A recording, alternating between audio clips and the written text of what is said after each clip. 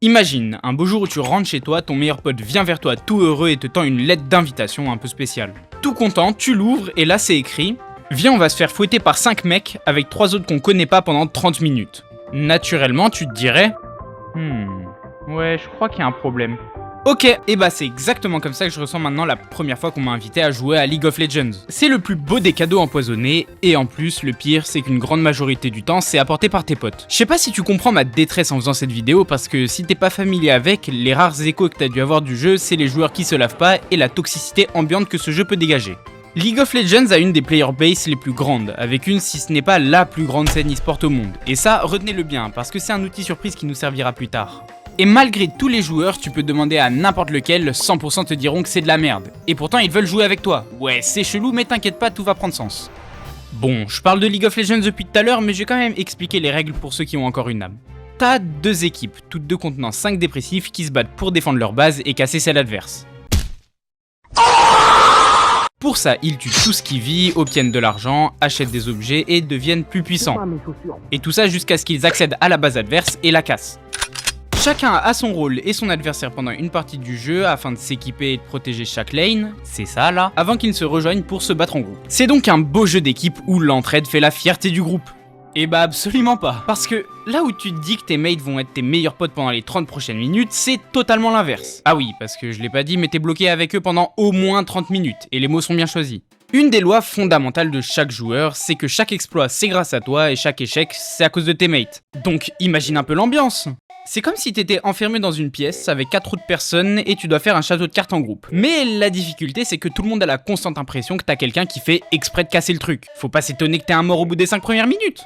Et on pourrait dire, c'est pas grave, c'est qu'un jeu. Oui, mais non. Parce que surtout arrivé au niveau 30, c'est là que tu débloques les ranked. Et crois-moi que si t'en arrives à ce niveau-là, c'est critique. Et je suis arrivé à ce niveau-là depuis un moment. À l'aide. Les ranked ou parties classées sont le nerf de la guerre, où la compétition commence le plus. Parce que, en fonction de si tu gagnes ou tu perds, t'obtiens des points, appelés League Point ou plus communément LP, qui vont te placer dans une division d'un rang. Ça va, t'arrives à suivre? Ok. Poubelle, bronze, silver, gold, plate, émeraude, diamant, puis master, grandmaster et enfin le graal de tous, challenger, qui représente à peu près 0,1% des gens qui jouent à League of Legends. Ton rang est vraiment ce qui va définir ta street cred dans le jeu. T'es grandmaster, c'est le carré VIP, t'es iron, bah tu fermes ta gueule. Et on a l'impression que j'exagère, mais en Corée, l'épicentre de League of Legends où t'as toutes les grosses têtes, Faker qui est une des légendes du jeu est autant valorisé que Mbappé. Carrément tu montres un selfie avec lui, tu peux rentrer où tu veux comme un roi.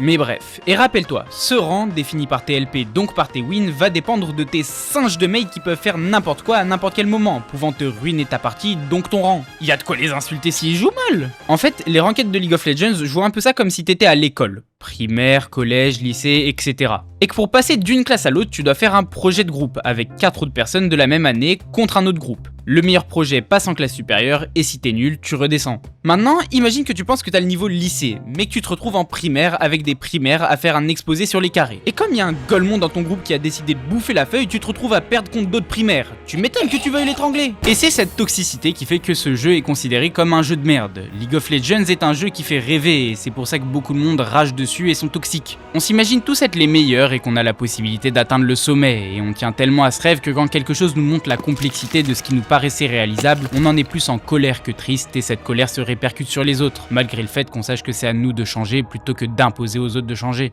Mais ce matrixage toxique envers les autres et nous-mêmes ne vient pas de nulle part. Parce que Riot, les papas de League of Legends, sont très forts quand il s'agit de faire jouer les gens à leur jeu et de les matrixer. Je pense que, à part ruiner ma vie, le deuxième domaine dans lequel League of Legends excelle le plus, c'est le marketing. Vous vous souvenez de l'outil surprise qu'on a gardé tout à l'heure? Eh ben c'est le moment de le ressortir. Attends. Viens là. Ah.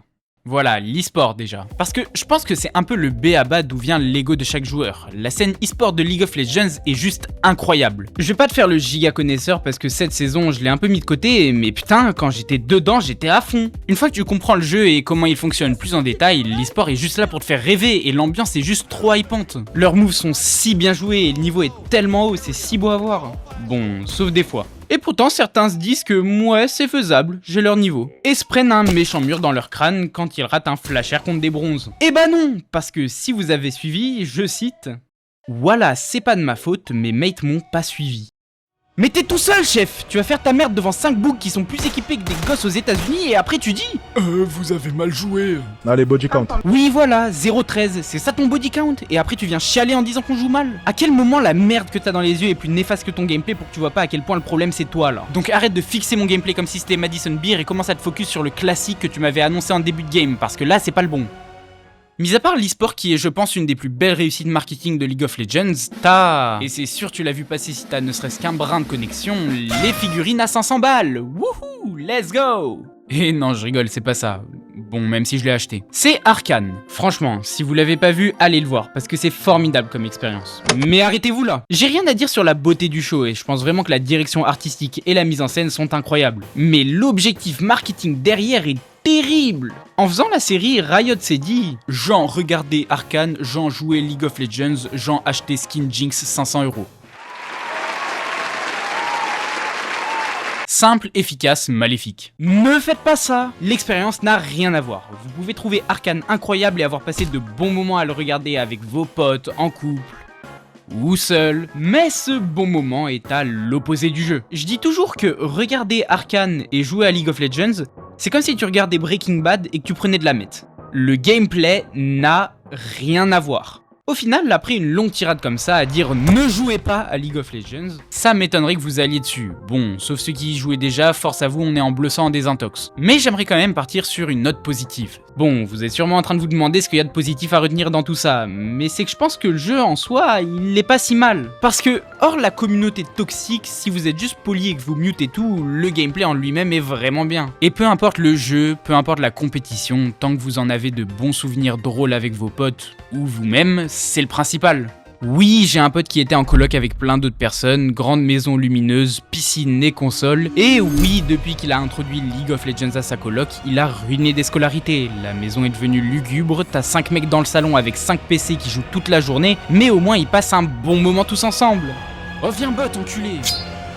Aujourd'hui, nous sommes sur la scène de crème, directement où a été causé les meurtres de ces 3 étudiants qui ont été retrouvés à leur colocation. Nous n'avons pas plus d'informations sur le tueur, mais malheureusement, il semblerait que tout soit parti d'un jeu